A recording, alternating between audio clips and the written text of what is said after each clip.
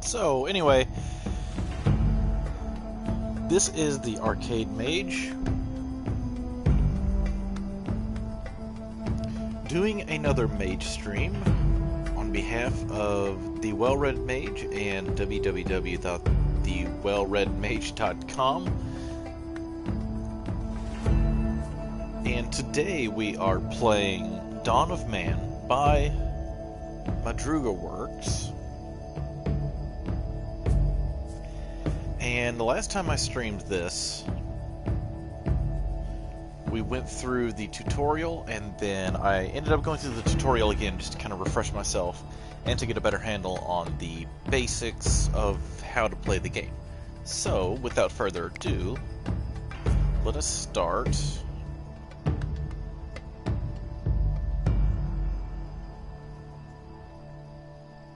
Free play.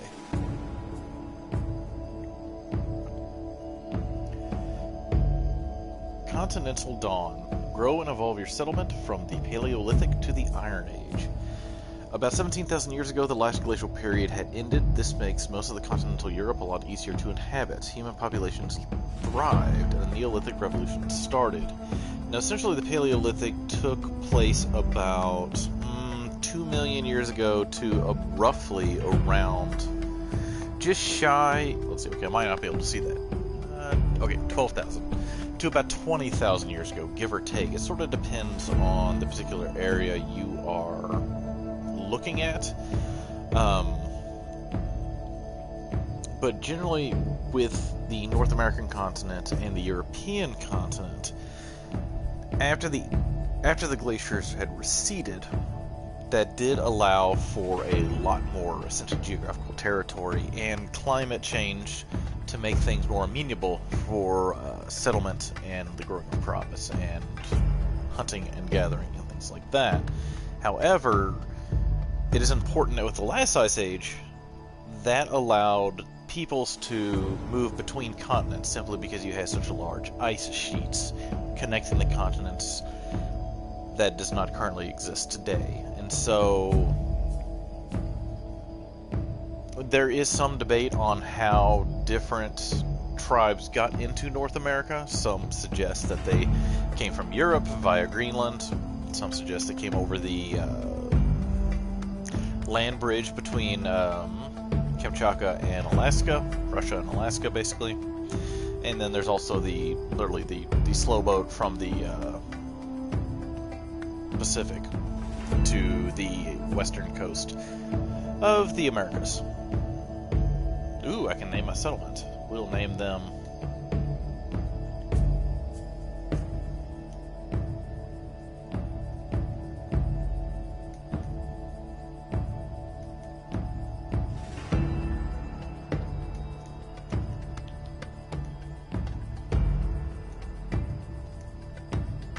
Sure, why not? Location, Twisty River.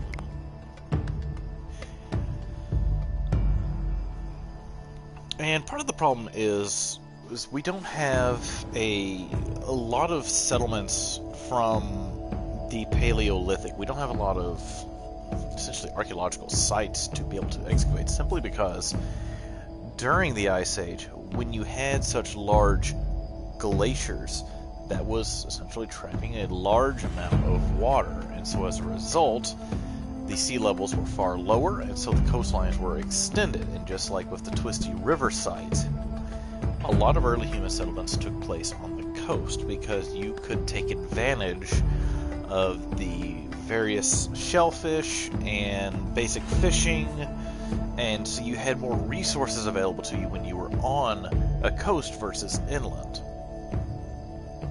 And as the glaciers melted and the planet warmed back up, so too did the waters rise and inundated a potential archaeological site. Because, like with the eastern coast of the United States, you had several hundred miles of additional coast when the waters of the sea level were lower.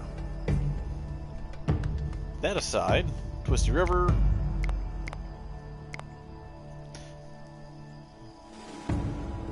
Wow, game cannot be paused. Ooh.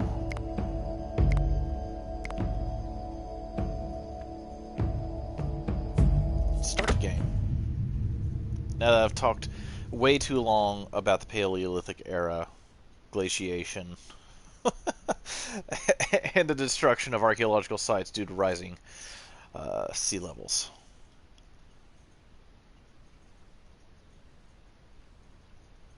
So essentially, Dawn of Man is a partial sim, partial RTS, partial survival game, more along the lines of like a civilization game where you're building up your civilization. You have skill trees, and you are harvesting resources, and all of that fun stuff. Of course, this looks actually pretty similar to the tutorial.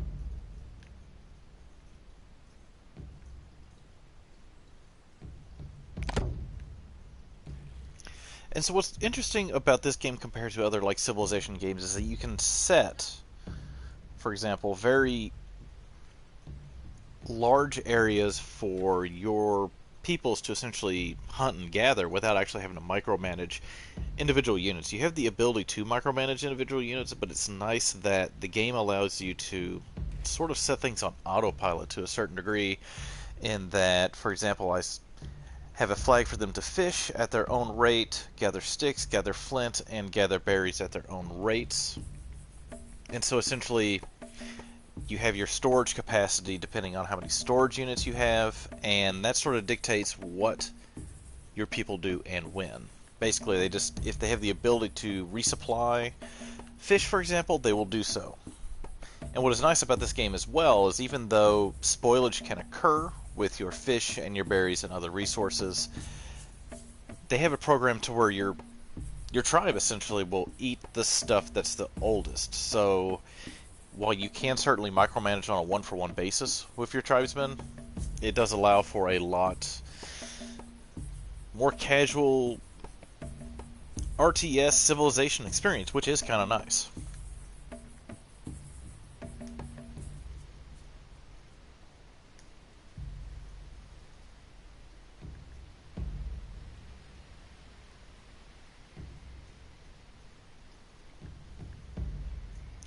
And this is the general goal of at least the free play scenarios, because whenever you go to the main menu, you have free play, and then you also have challenges, and you have to unlock certain milestones, or a number of milestones, to unlock challenges, basically proving that you're able to take on the challenges by proving yourself in free play. And so this at least gives me some goals that I can strive to achieve in order to unlock further things for gameplay. So the easiest one would probably be hunting and gathering. That takes place in the tutorial. It shows you how to hunt, which is pretty straightforward. What you'll do is you'll hit R3,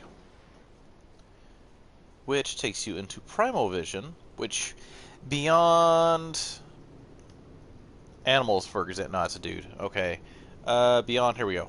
Beyond animals, like the woolly mammoth, it also shows you in colors, based on your tribe's technology and their ability to kill things, the level of ease or difficulty which they can do things. So, for example, this wild donkey is far easier to kill than a mammoth, which makes sense. And also, if you look, the mammoth is an old male. If each of these have their own designators based on sex and age, so adult males are going to be harder to kill than the older the young, which does reflect. If you're actually trying to hunt something, then obviously, well, you don't want something that's like all gross and sinewy like an old male. But that is actually something interesting that is I haven't seen before, at least in a sim/civilization, stuff like that. And what is also interesting is it does show you resources that you might not necessarily understand are there if you haven't played it before. So you have the ore, copper ore, tin ore, as well as various trees and other resources. So R3 is actually very helpful to show you the resources that are available to you and the ease with which you can gather them.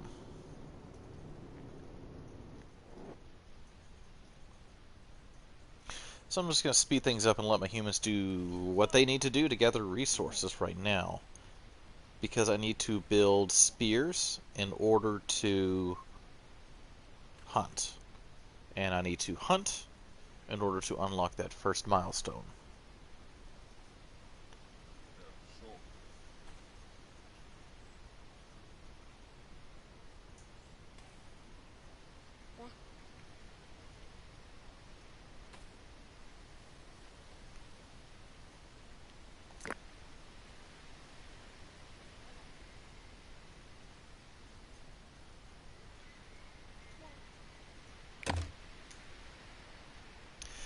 And what I just did there is you can press the button one time and it will create one thing. However, if you hold the X button down,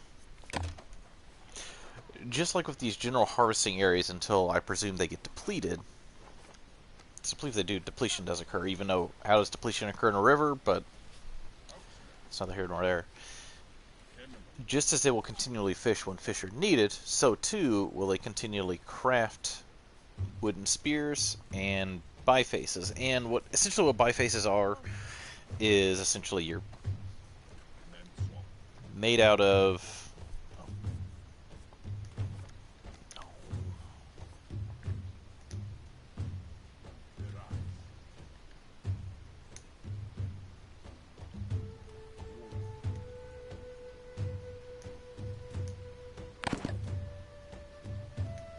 thank you, Flint. I couldn't. So essentially, what bifaces are is essentially the flint spearhead that was strapped to the wooden spear to make something to stab and kill things with. And biface essentially means two-sided. So you could have a it'd be the equivalent if you had an axe where one half of it was flat and blunt, and then the other half was sharp. That would be just one side. Bifaces where both sides are sharp. I know. Someone had to invent something that was sharp on both sides at some point, and thankfully they did that about 20 to 40,000 years ago, give or take.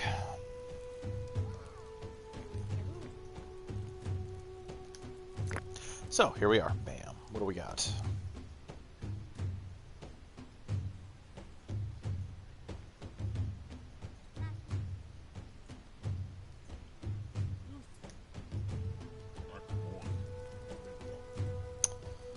So, what we'll do here is I'm just kind of following generally what I did in the tutorial, which is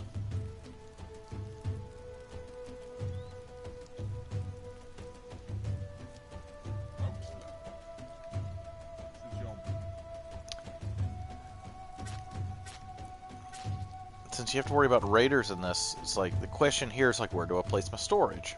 I do at least feel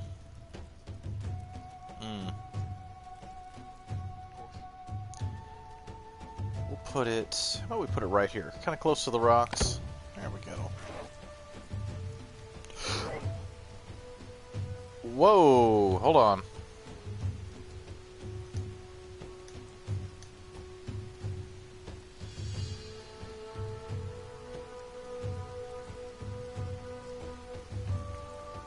Ooh.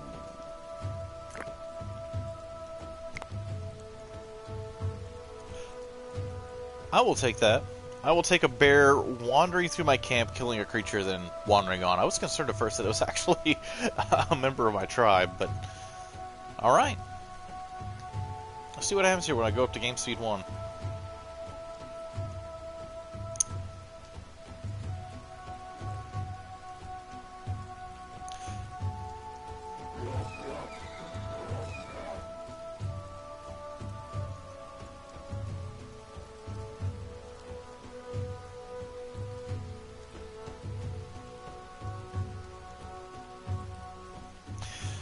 Honestly, even just by looking at the tutorial, there was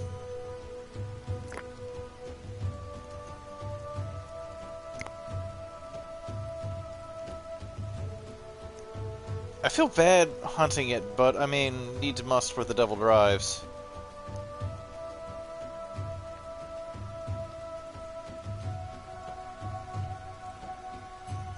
If anybody's gonna hunt it. Maybe it's gonna drown itself?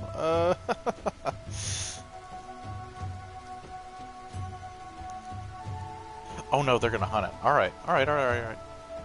So, that's been butchered. So, let's see.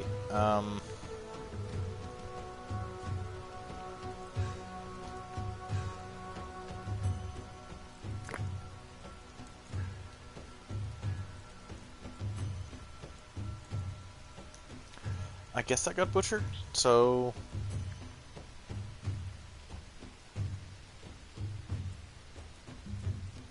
Let's go to speed 4 to see what happens. Because I don't actually know... Oh, they do cross the rivers. Okay. Aw, man, this gimpy old horse, this old mare, it's...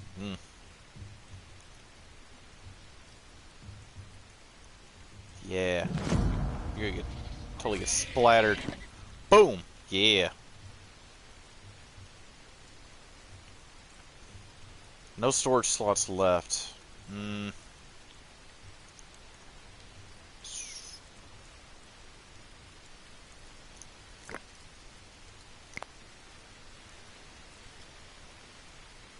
High priority.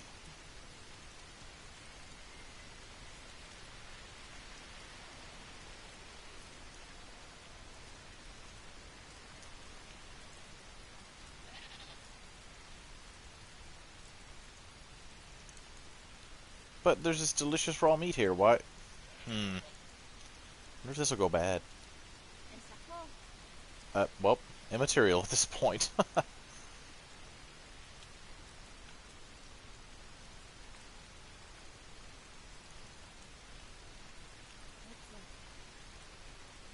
Storage tent. Nice. Nice. Alright. Knowledge is essentially the resource you use to advance your skill tree. I'm not actually sure what it... Not exactly sure what this needs.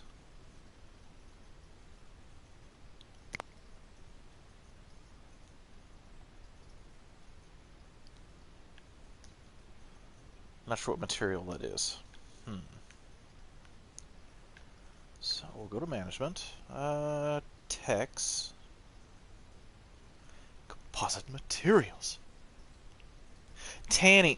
Okay. Oh right. Okay. I need to build racks to try skins. Okay. That I need. So I can make more storage.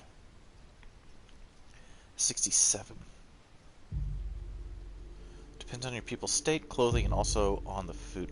And yeah, they also need they need that for skins as well. Right. So that takes priority. Let's see.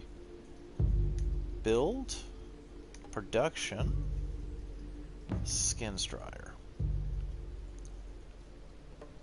And I'm kind of a nerd to where I'm like, okay, I like to think that because a river is going to act similar to like an interstate. You have a corridor, and so actually the movement of seeds, pollen, etc. can actually travel much farther down an interstate corridor than it can otherwise because of the constant movement of vehicles and the movement of air. And so I like to think that if I have the skins facing the river, well, they will dry quicker, even though it is simply based on a computer algorithm. But that is just me. And once these get built, they should do it. They should start drying skins automatically.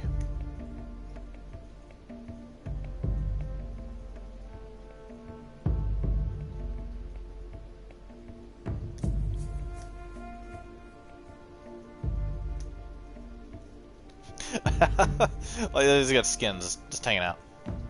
Just buckets of meat and berries. Okay. I don't need stone yet.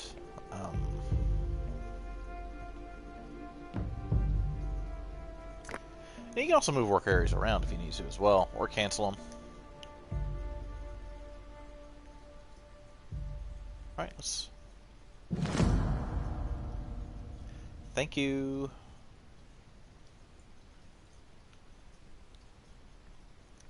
This is just a pile of sticks. Yeah, pretty much.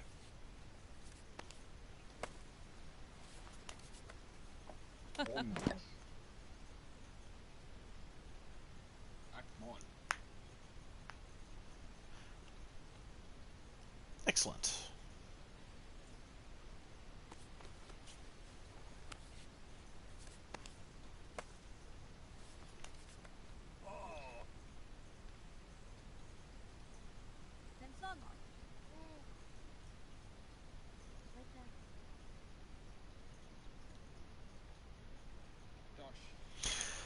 I think I got kind of fortunate with them splattering that bear running through and killing an ibex or goat. There we go, see? Oh, it is an ibex. Alright. Good for me. Maybe we should have him attack. What do we got? Ooh. Cave lion. I'm not gonna lie. This is a cool feature of the game. The ability to see all the resources and it gets kind of designated by colors. That's actually what I really like about, not necessarily this feature, but that's what I really like about this game is the ability to customize it according to your preferences. If you want to have a laid-back time enjoying the game and kind of allowing it to autopilot more, letting your tribe do what it needs to do, and the game kind of showing you what's available to be done, it allows for that. But it also allows for micromanagement, where you can assign humans on a one-for-one basis on what he or she needs to do. But then, at the same time, you have this ridiculous tech tree.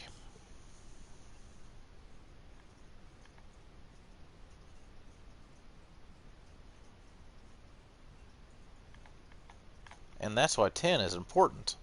Copper plus 10 equals bronze.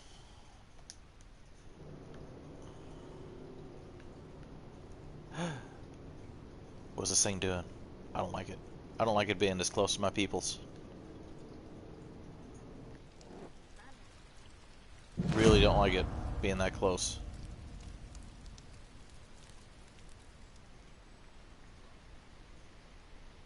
Okay, I feel better now. Alright. They should still... This is still high priority, so they should start working on it whenever they have the materials for it. But what I probably need is... I could be opportunistic.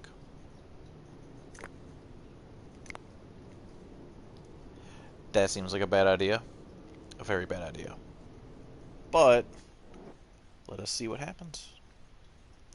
I mean, humans were scavengers for... Okay, I know that's another donkey somewhere. Or is that the donkey just screaming in his death throes? That'd be funny. Anyway, humans were opportunistic and scavengers for a large part of our history, so... Is that dead too? Oh, it's dead too. Oh! That's good. Oh.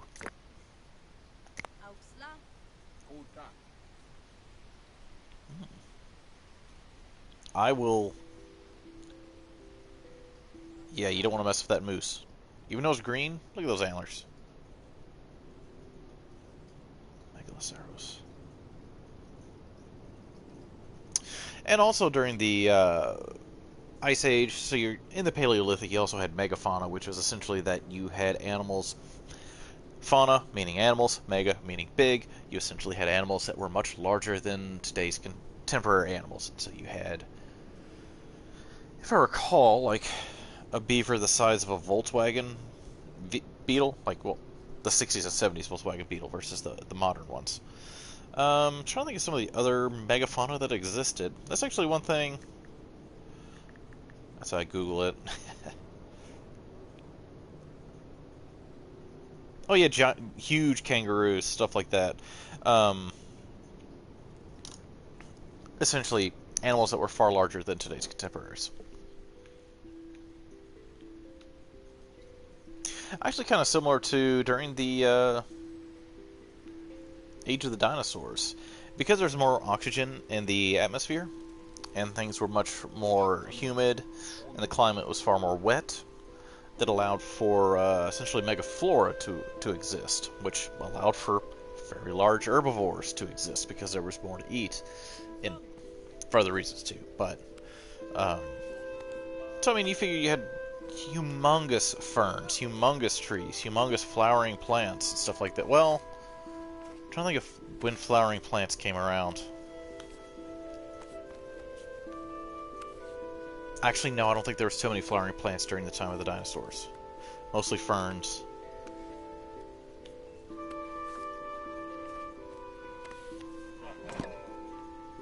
Excellent! Storage chit can store more things, which is good, which can support more people.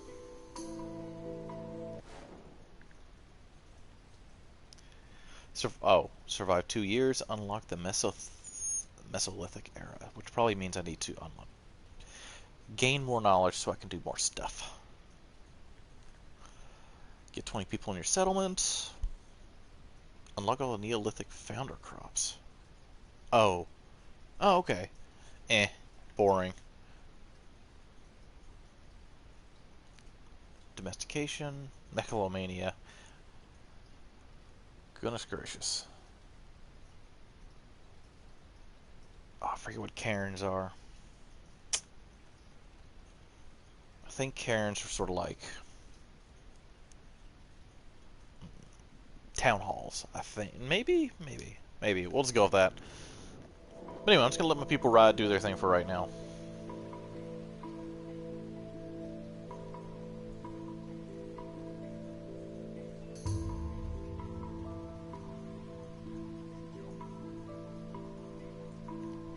I might actually make this nebulous to where I have various cells. Almost like circling the wagons.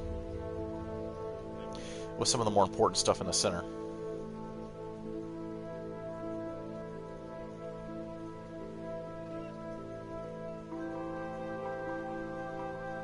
Come on, Corkle. What are you doing?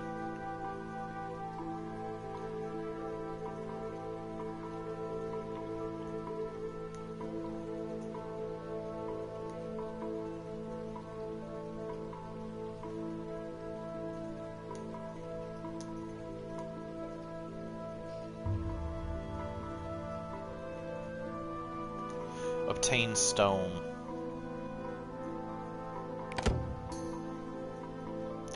Oh, tannin. If I recall, tannin is... Tannin you actually need for skins.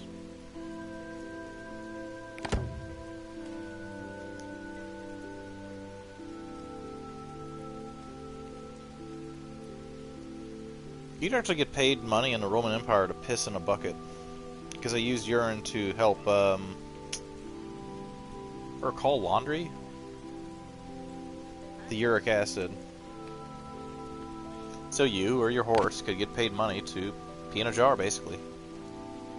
Resources decayed. Berries. Boo.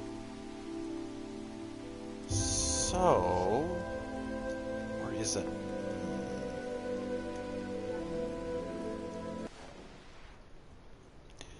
That is actually helpful because it also highlights your flags. I believe this might be berries.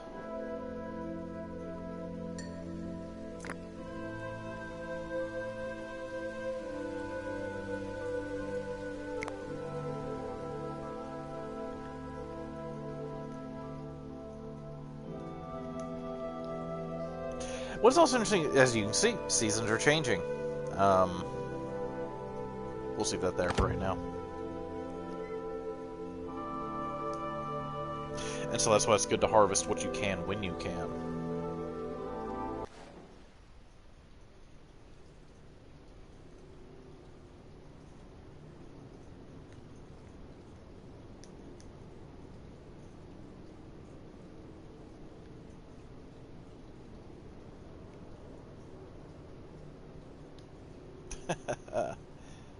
It's nice. I like this.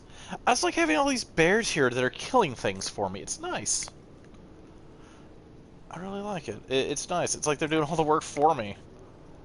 I mean, it is in keeping with, you know, humans being scavengers, as I said earlier, but I just think it's funny.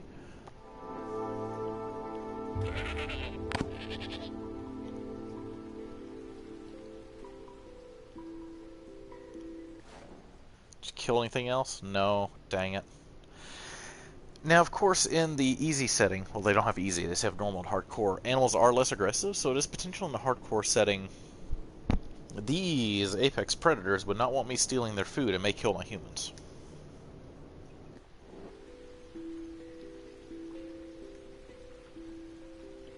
I mean, it's still something to worry about.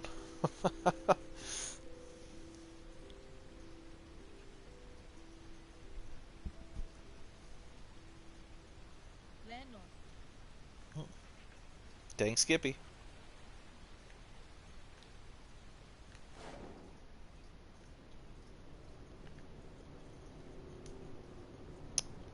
I could build a residence. Thatching. Don't know how to thatch. It would help.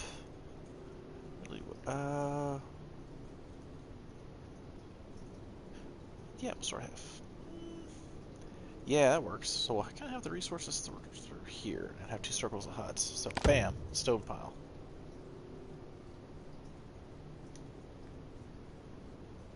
I have another.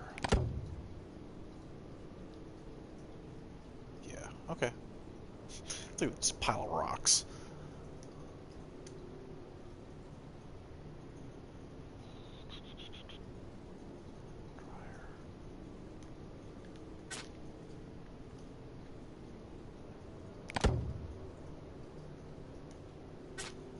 Might as well build them. A tanner, place to make leather from raw skins. I don't know if I necessarily need a tanner right now.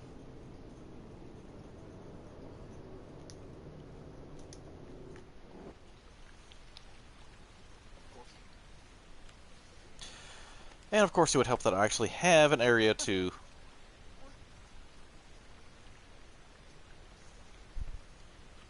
Hi, Belle. I see my cat Belle, the level 17 Meower of Light, has decided to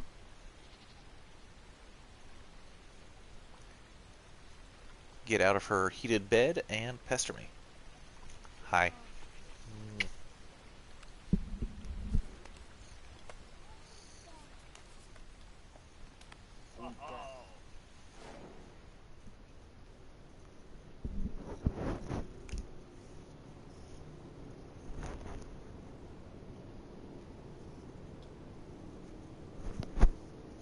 I think the gravy train is ended for right now.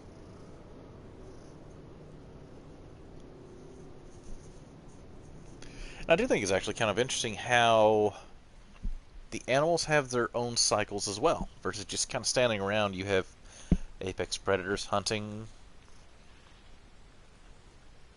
herbivores and killing them, independent of what humans are doing. This is actually a really in-depth simulator for the Paleolithic era. Are you going to purr into the microphone, Bell? Are you going to do that? Mm-hmm. Yeah, you are. So...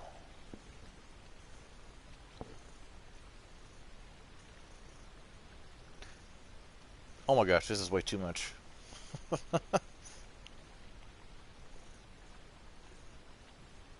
That's good. It went up from 67 to 81.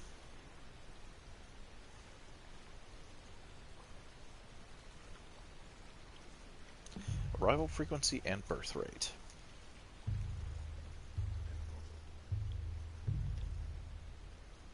I should know better than to expand too quickly.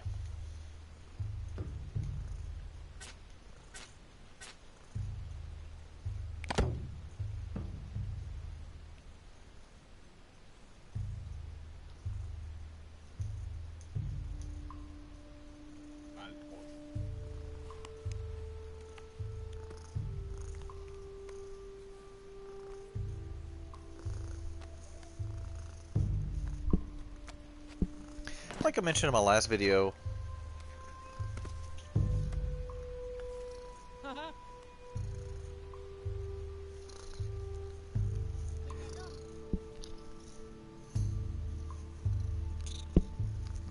Really, Belle? Yeah, yes, I see you, goober.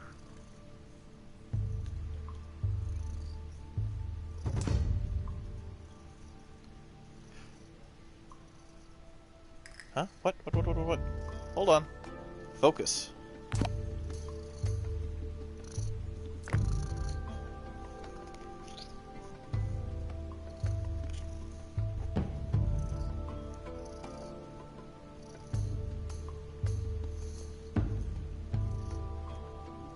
I'm confused. Settlement start. Okay.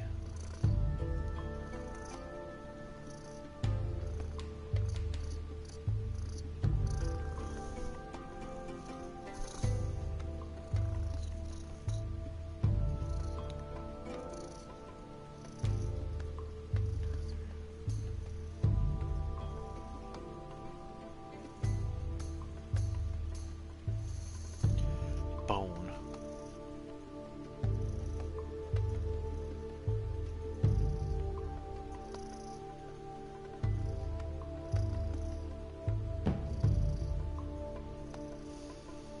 Hmm.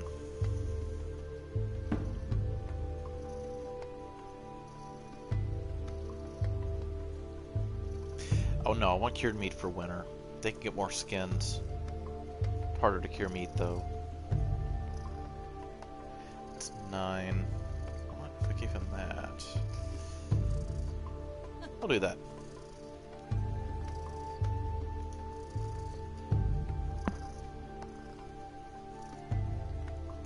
Clothing offers your people protection from cold, increases welfare, and reduces damage sustained in combat. Skins and wool outfits protect people up to freezing temperatures. It is critical that you have one of these per inhabitant.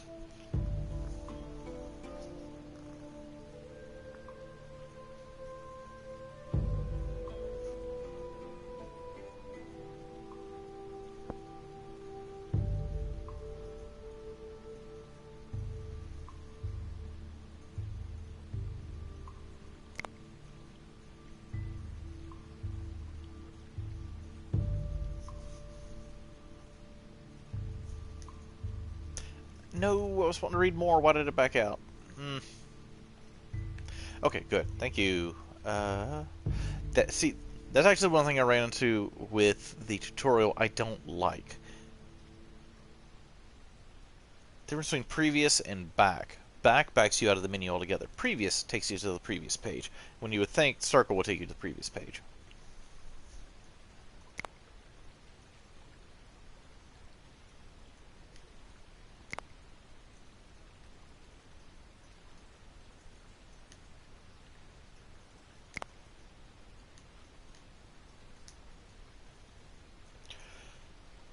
Ah, see, it is now winter. That's why I probably threw that notification up.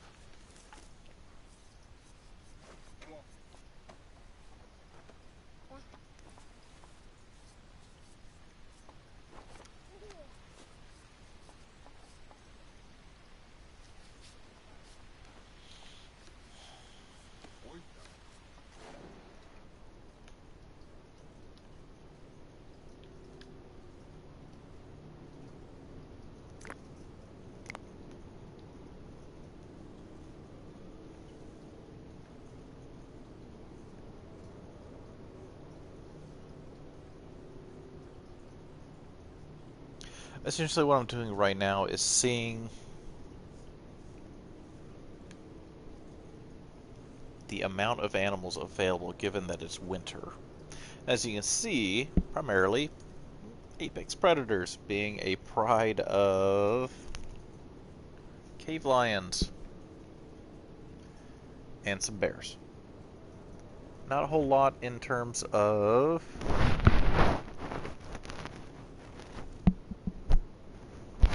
don't hit yourself in the eyeball with my microphone, girl. We quit hitting that. People are listening. Well, actually, no one's listening, but still.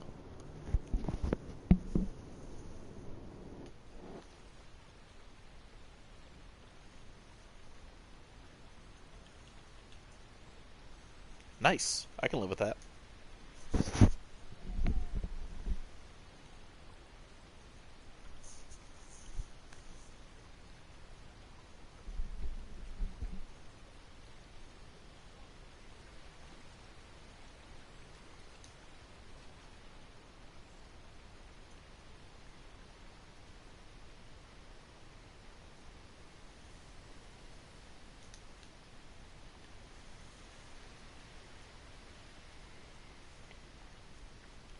This, by the way, is a nice feature. It's actually one thing I'm curious about, is just how far this world goes.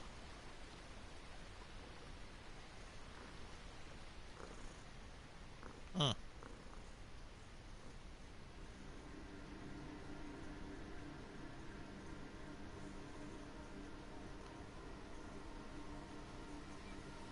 So imagine if you're just kind of wandering around and you didn't know where your people were, especially if you're zoomed in. Problem solved.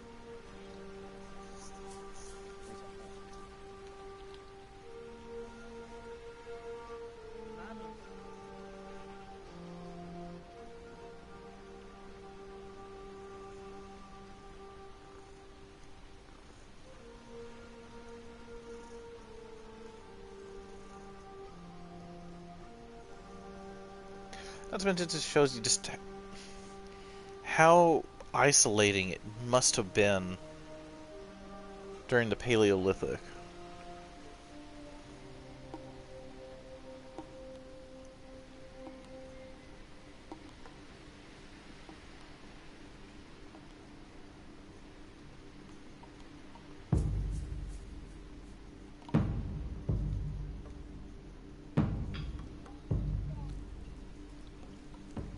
Probably how miserable it must have been during the winter as well.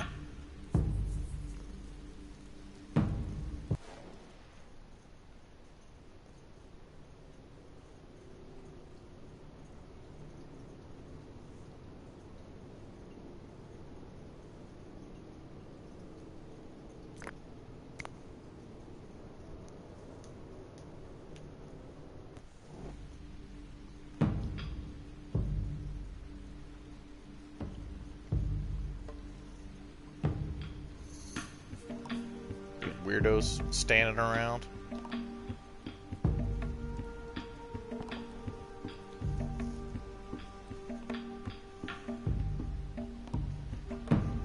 And resources do deplete over time. New human has joined the settlement ×2. First animal hunted. Mouflon. Of course, Mouflon is basically the French word for goat, if I recall correctly.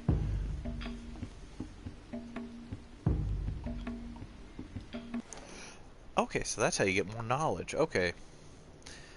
So I'm slowly starting to learn how you get more knowledge in this game, essentially by doing new things, hunting new animals.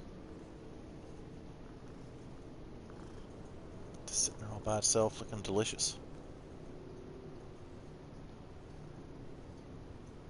Daddy, why are you dead? 'Cause I had to get eaten.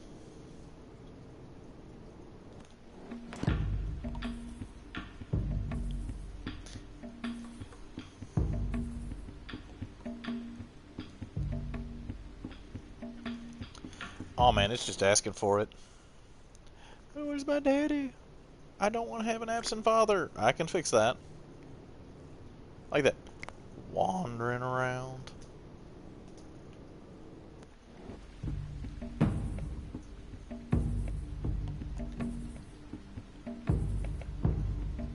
Oh, it's just asking for it. I'll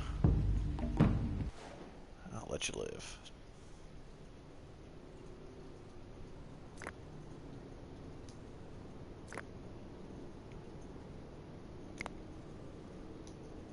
What?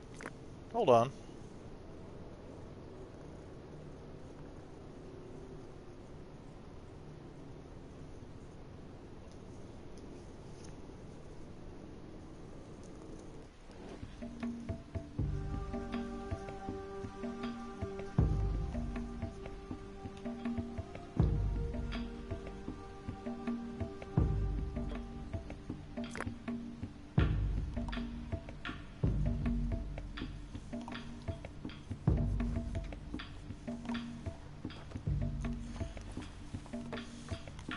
Now, of course, they are creating more spears and napping more, if I can remember the name, I feel bad, I don't remember that.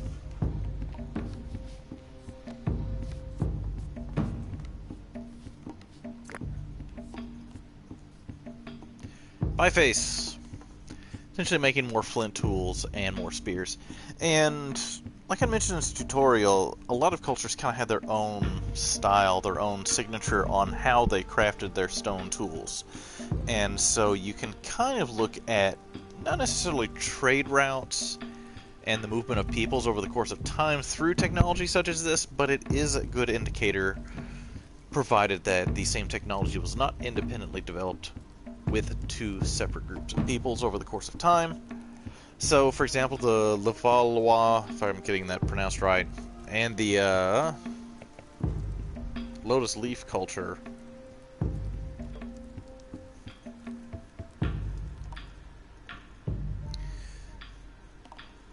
those are some very specific styles that it was almost sort of like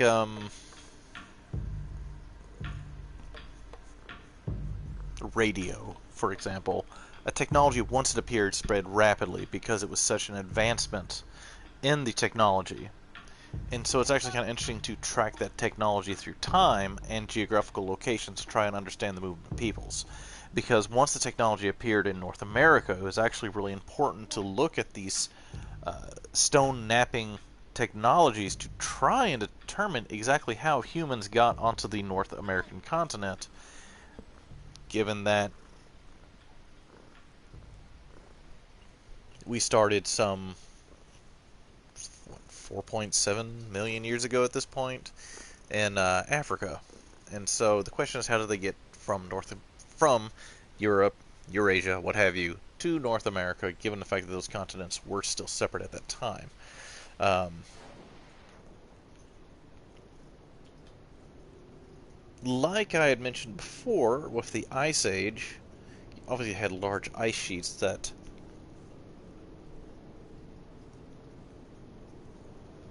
people could walk across and go from continent to continent that way.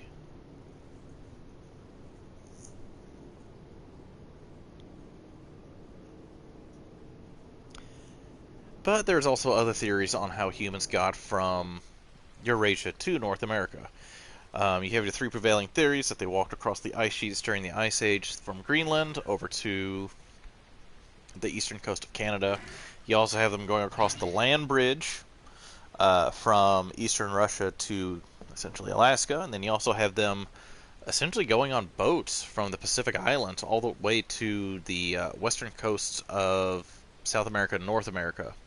And so they were using the different stone tool cultures and the napping technologies that were developed over the course of time to try and track that, to try and say this technology came from France 35,000 years ago, and it made its way to America by 15,000 years ago. So we can at least try and figure out how it got from point A to point B, provided that that specific tribe in France and in Louisiana didn't independently develop the technology, independent of one another.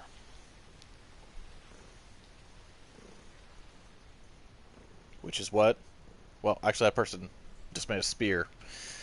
So, let's see if our tribe of bears that are just chilling, that have been killing all of the herbivores, so I've been harvesting their skins and meat for free without having to hunt them, which is nice. Yes, alright. My pride of lions is hanging out across the river, has killed a mouflon, which is nice and dead.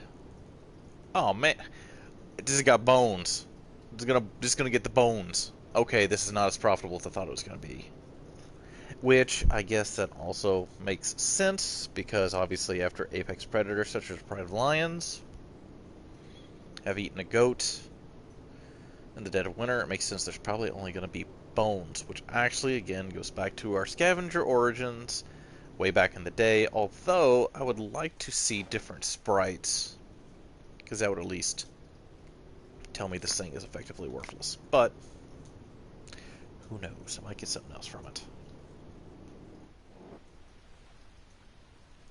Although having a human go across a freezing river for a pile of bones is probably not the best idea.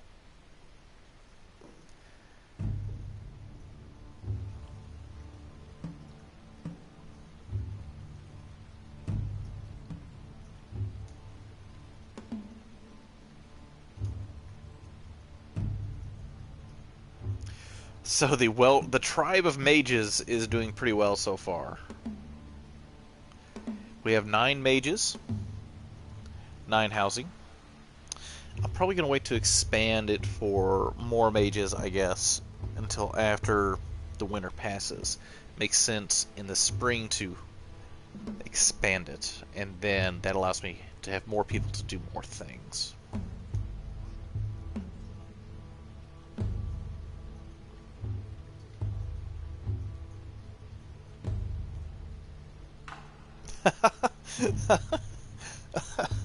um, oh, that'd be cool. Let's have a pole full of skulls.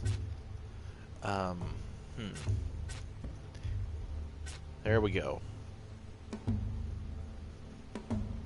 So too, as life flows like a river, if we're gonna do the whole secret of mana nonsense.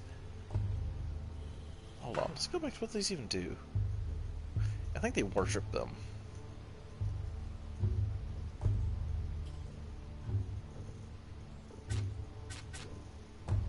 Sorry, I'm sitting here debating on what would be more spiritually apropos if we're going to use the river as the movement of life.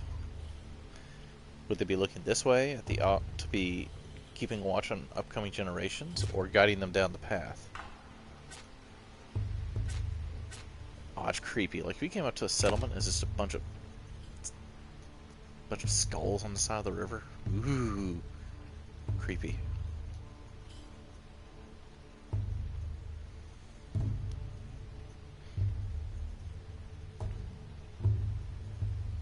I'm actually gonna build another one of these.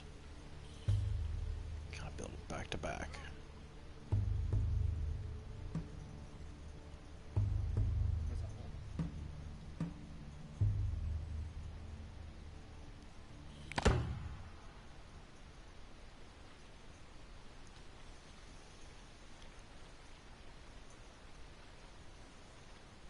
Did they get the bones?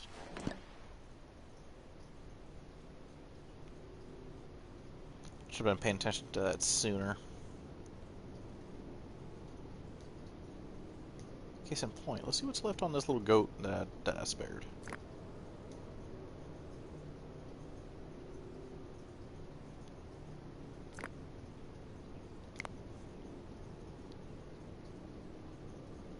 Probably not a good idea. Or a great idea.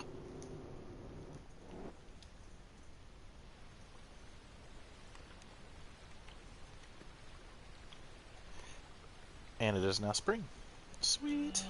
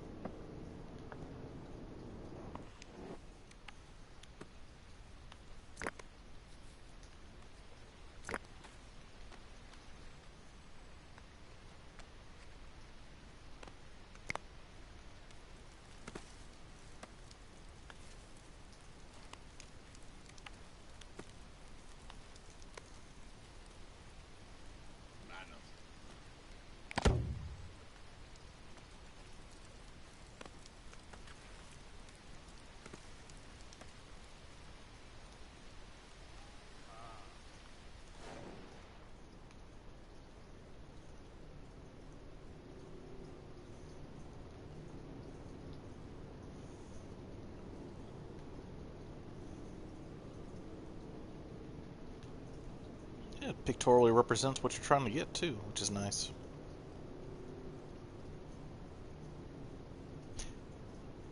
Okay, I didn't know you could do that. I don't feel comfortable doing that yet.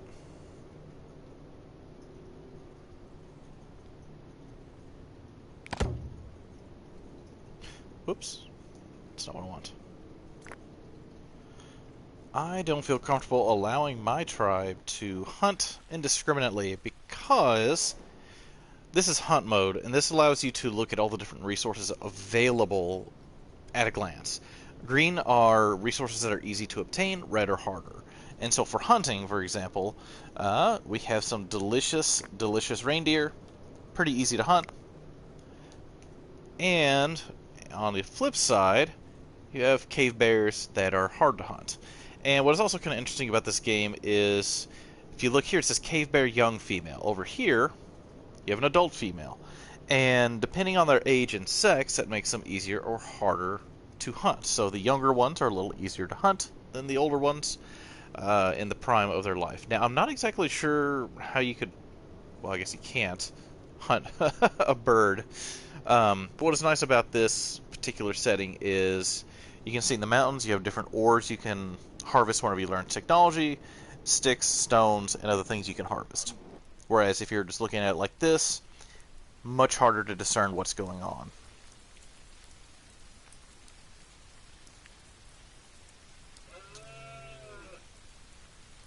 Actually, hold on. Let's see what the lions do. Actually. Nothing. So essentially this is year 2 of my,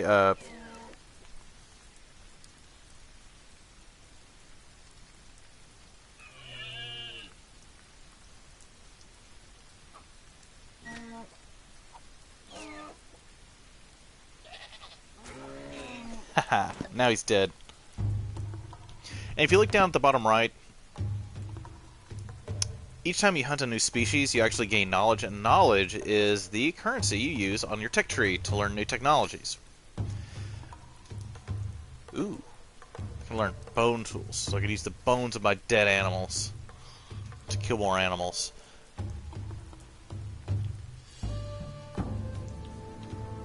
So anyway, this is year 2 of my tribe, which is still pretty small. We are at 9 people. The goal right now, since the winter has just passed, we're in the spring again, is to build another residence. To up my population by a few members so that I can do more stuff.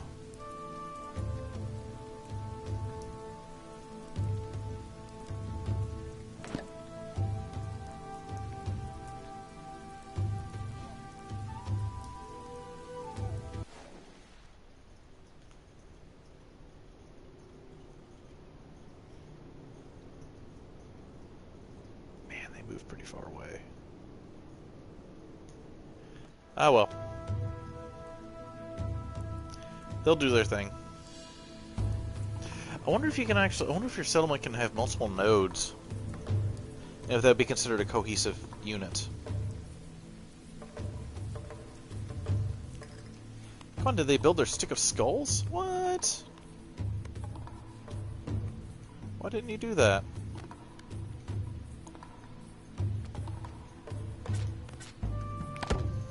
Oh, there we go. Oh, what a badass pole of skulls.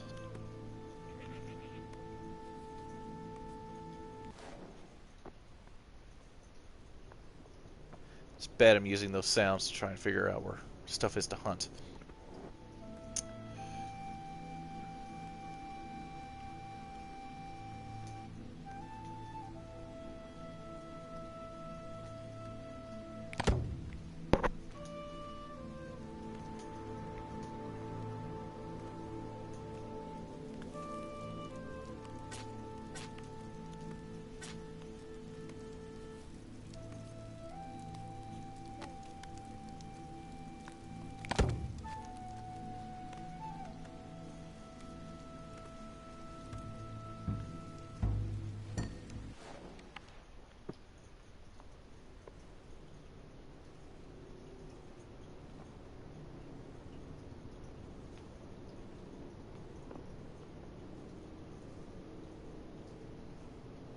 Still working on it. It's frustrating. That, I think, gives me my next decision on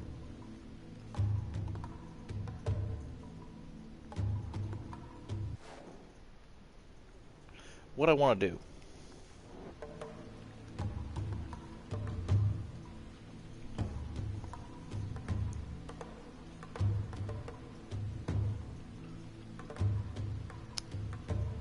Do I know what I want to do?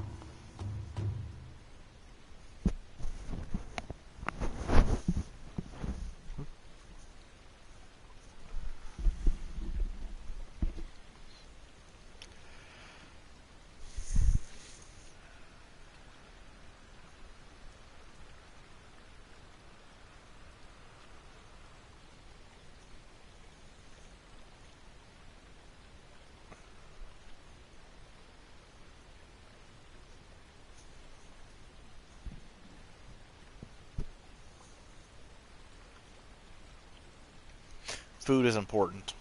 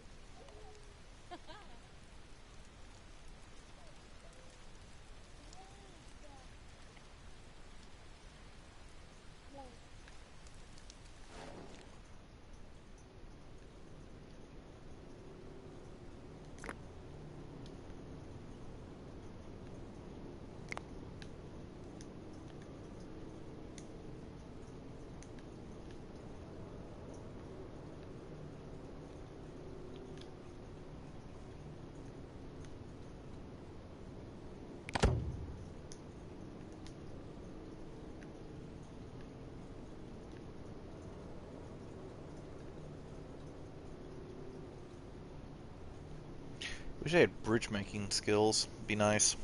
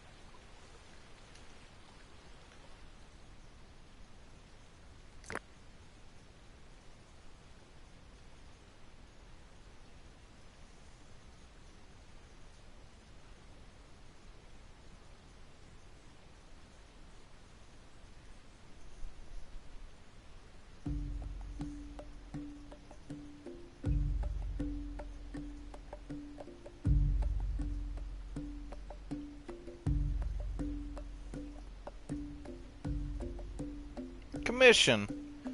What is this? Huh.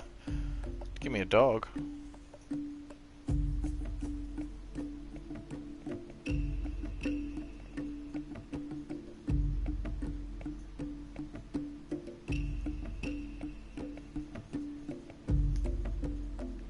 Nope, I don't like what he's trading.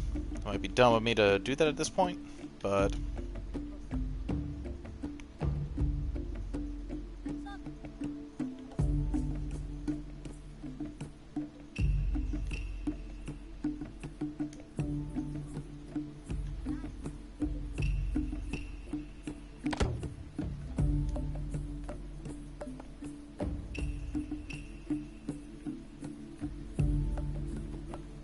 Oh, it's gonna bother me because it's off center.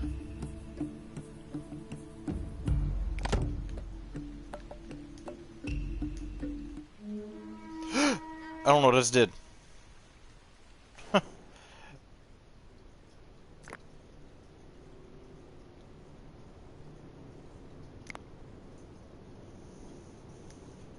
guess that was a call to war, I'm presuming?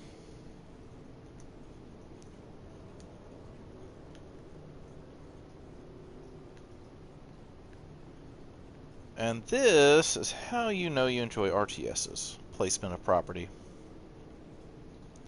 It's gotta be... Come on, it's gotta be... I think that's right. Yeah, symmetry. So we all know those Neolithic ancestors of ours loved symmetry in their,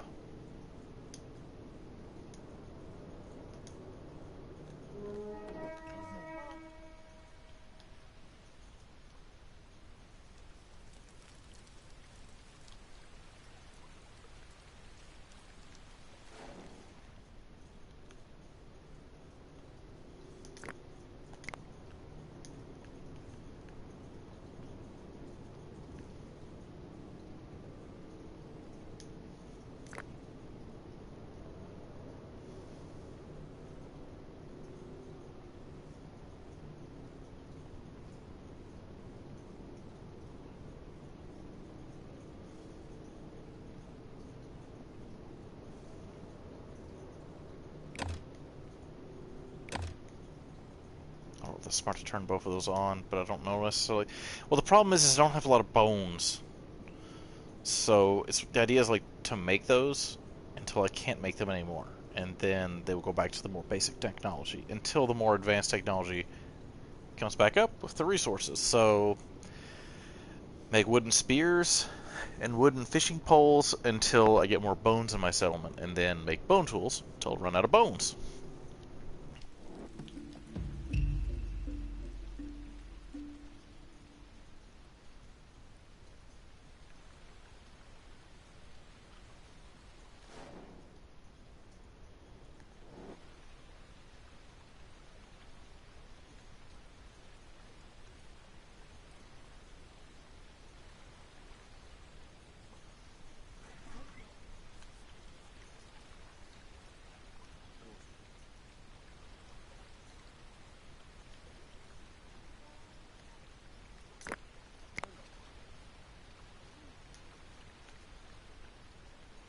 Where'd it go? Man, lame. Where's the one I was working on?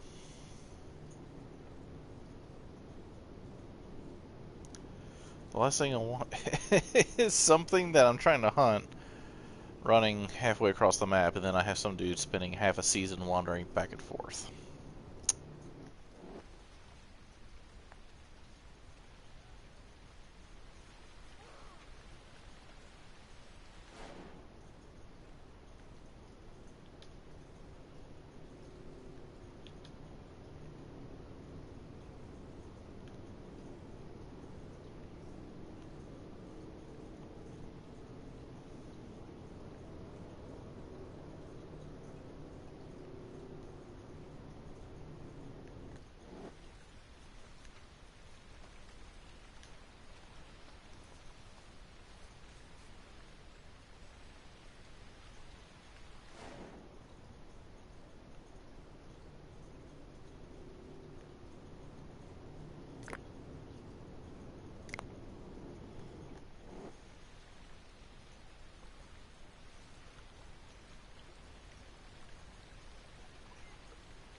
Excellent. Yes, come closer to me.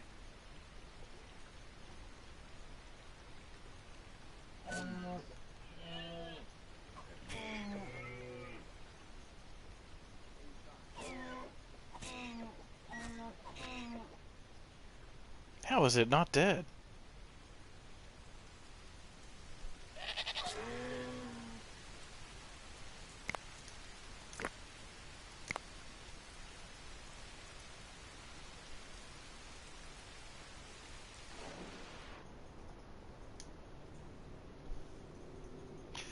This is where I believe you'd hold R2.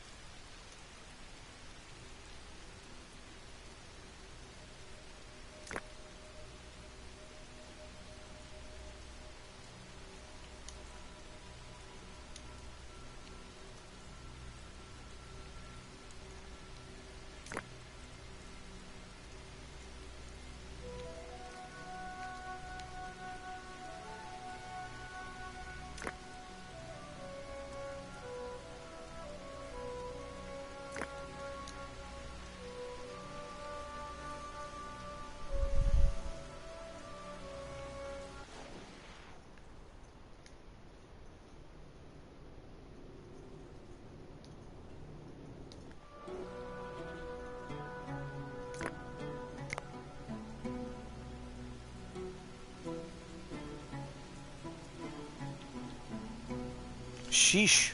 Thank you.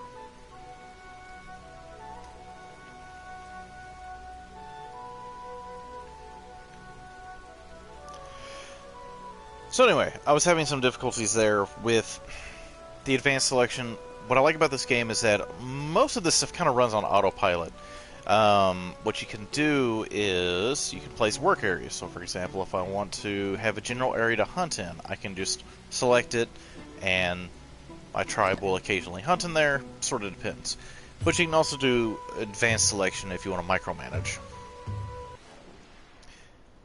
And this is the, I think it's called what, Primal Mode? Yeah, Primal Vision. So this essentially lets you look at a quick glance at all the various resources that are available for your tribe to essentially hunt and gather.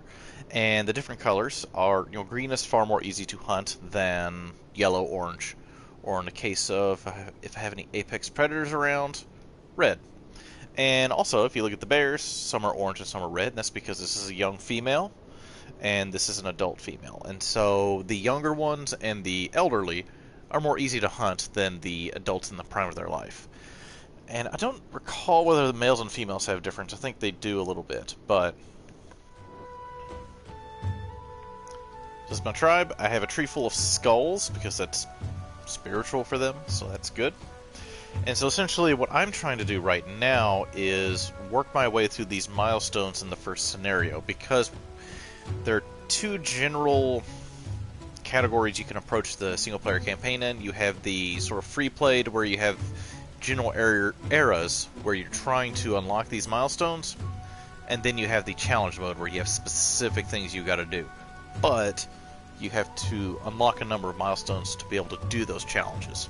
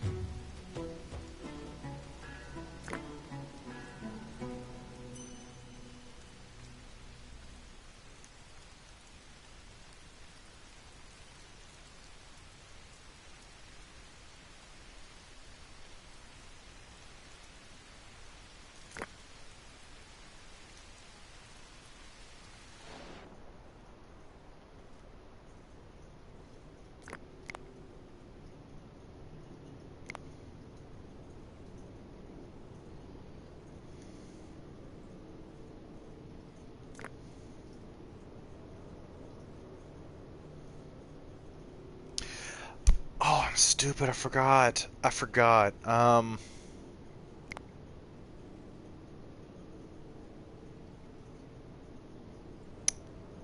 Okay, I'm stupid. I forgot this from the tutorial.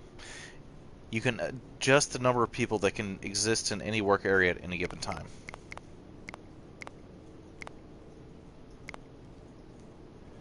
Which may explain why I do not have the resources I need.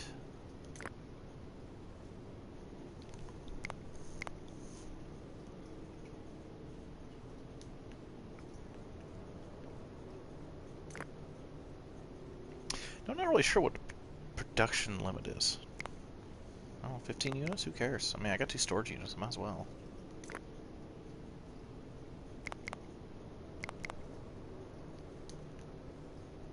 Ugh, so stupid. Can't believe I forgot about that.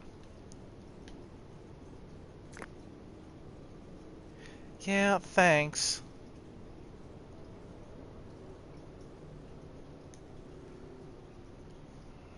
God, I feel stupid.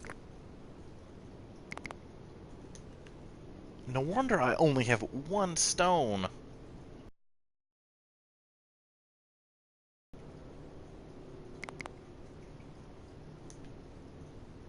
The stones might be too big. Let's click on them. Ha! That also... Okay, that explains why I only have 1 stone as well. So, work area.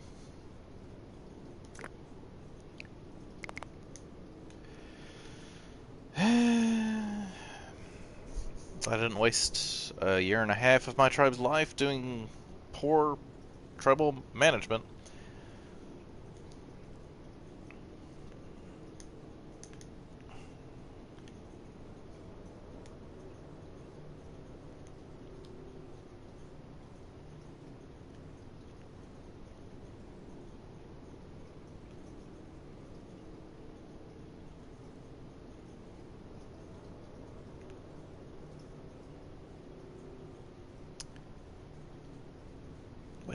Guess I'll just put it right there.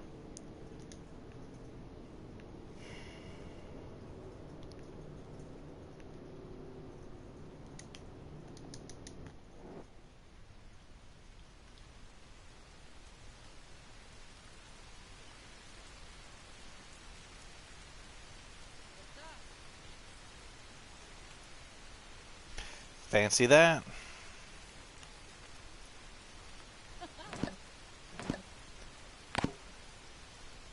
Thank you.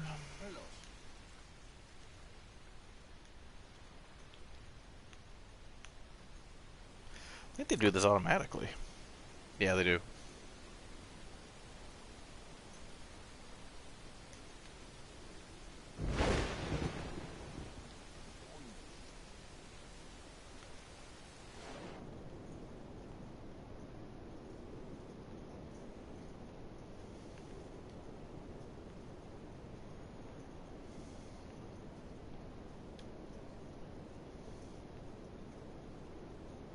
Why doesn't any animal want to wander through my camp and just be easily murdered? It'd be nice. Like that one goat that died right in the middle of my camp because of the bear.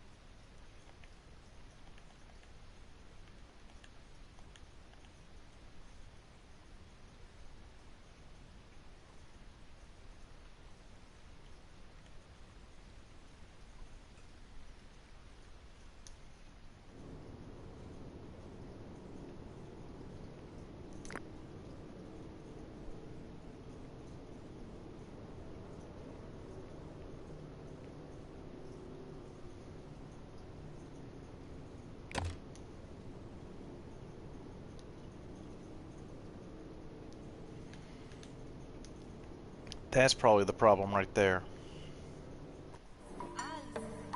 Not much I can do about morale. You look at them skulls, dude.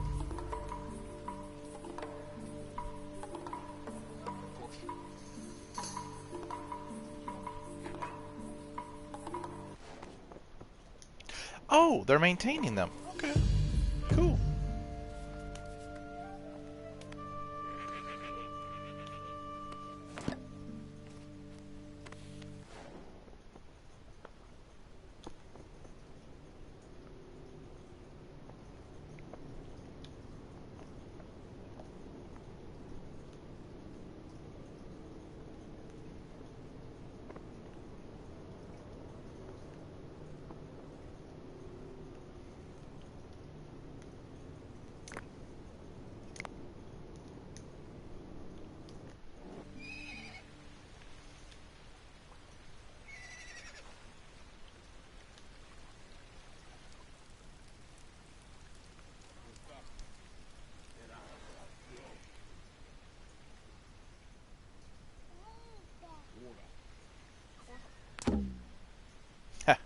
Whoa, lame. Hmm.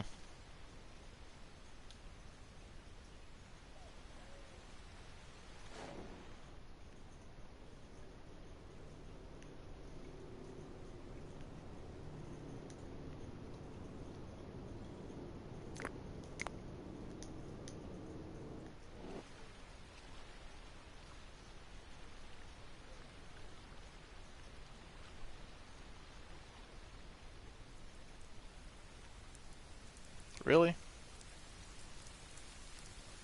Alright.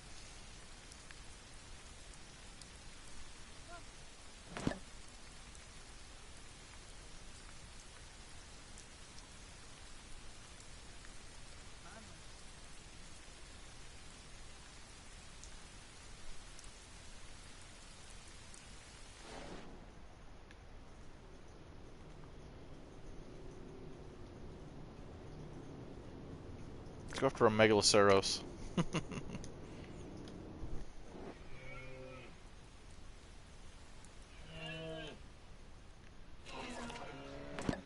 Nice.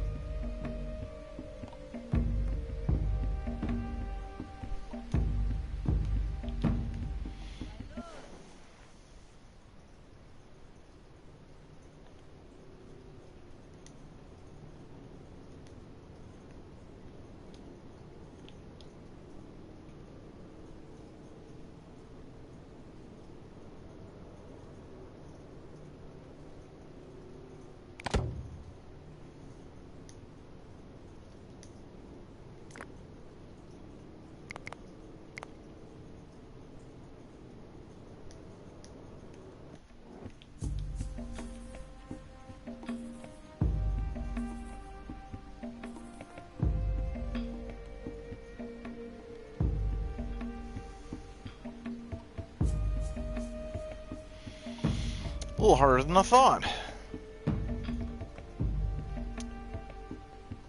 But, that being said, we're sitting at about 90 minutes for the Mage stream.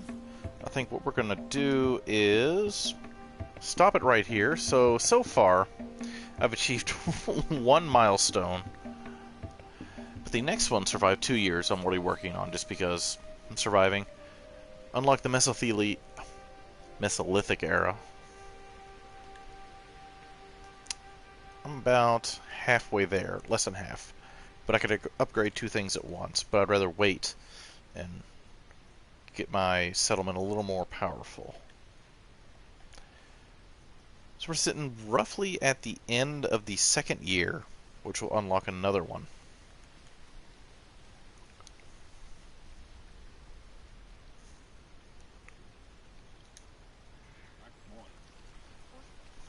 And so I think what I'll do here at the 90-minute mark is end the stream. This is another episode of the Mage stream featuring the Dawn of Man by Madruga Works. They were kind enough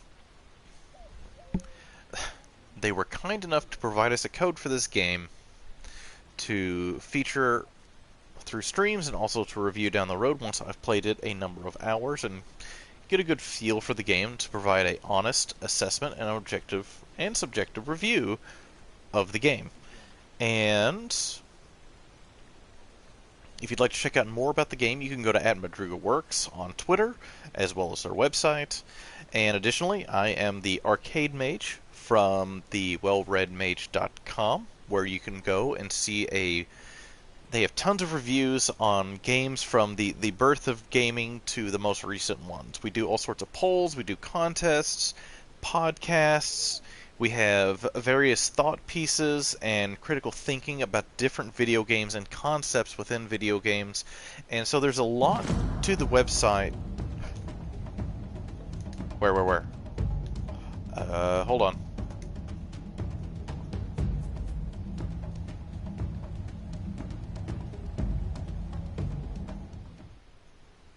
Please don't kill my children.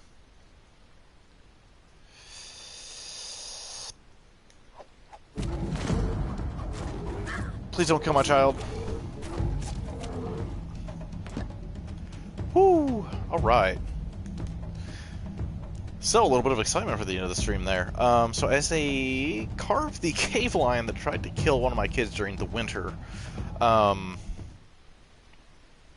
the Arcade Mage from the Well-Read Mage. Additionally, I have my own website, www.arcadecastle.com. I have one of the largest video game, board game repositories on the planet. And you can reach me on Twitter at the Arcade Castle. And you can also go to @the-Well-Read-Mage on Twitter as well. So without further ado, thank you for... What we got going on here?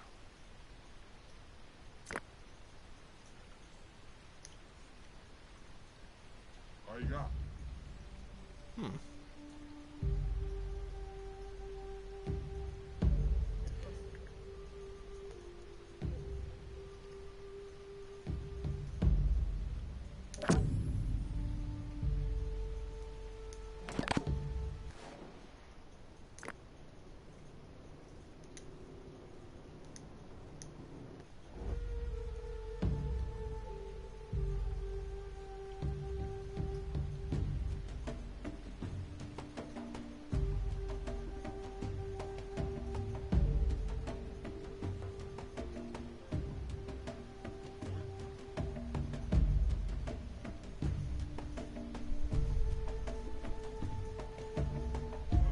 I really don't know what's going on here.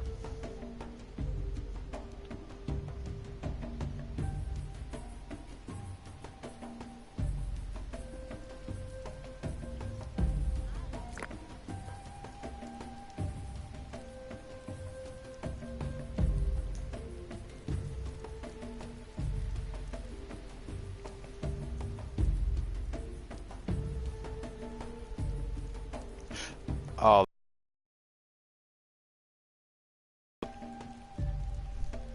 The way of a dog. So without further ado, I'm going to end the stream here. Thank you for watching. Check out Madruga Works, the Well-Read Mage, and the Arcade Castle. Thank you once again for watching any and all portions of this stream. Have a good one.